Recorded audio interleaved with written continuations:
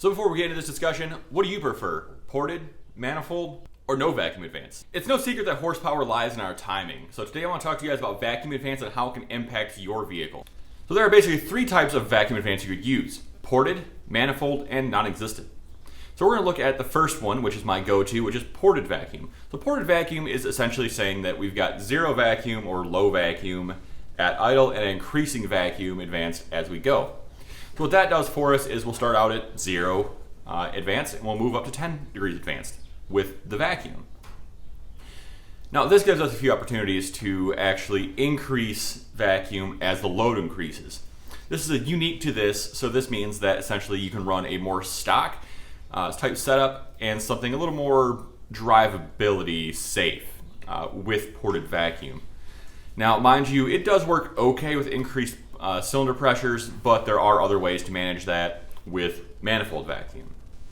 Now manifold vacuum is interesting.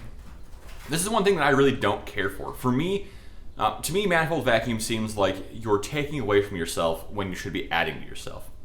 So manifold vacuum is going to start out by pulling at this canister with the full vacuum, right? So you're going to start at 10 degrees.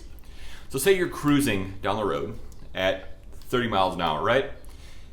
Dude pulls up next to you at 30 miles an hour, you stab the pedal, and your car tries to increase the RPM, but the manifold vacuum drops out.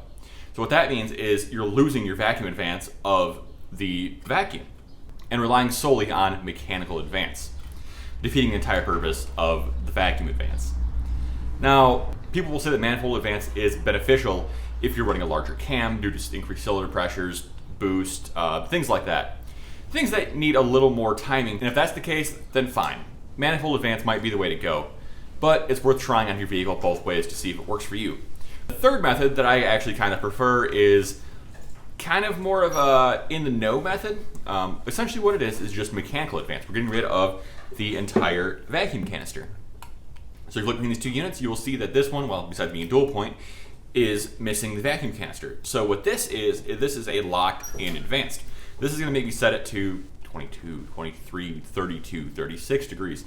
And that's just what it's going to be at idle all the way to 6,000 RPM. Now that being said, I can also set something up like this with mechanical advance as well. So I start the car, and if my car has low vacuum to begin with, like with a large cam, what we're going to do is set up that with, say, 15 degree base, right? And then we're going to throw in another 16 degree advanced at it. Maybe we'll set it as 20 degree, and then we'll throw 15 degrees at it. You know, there's options that you could do to change your car and how it behaves.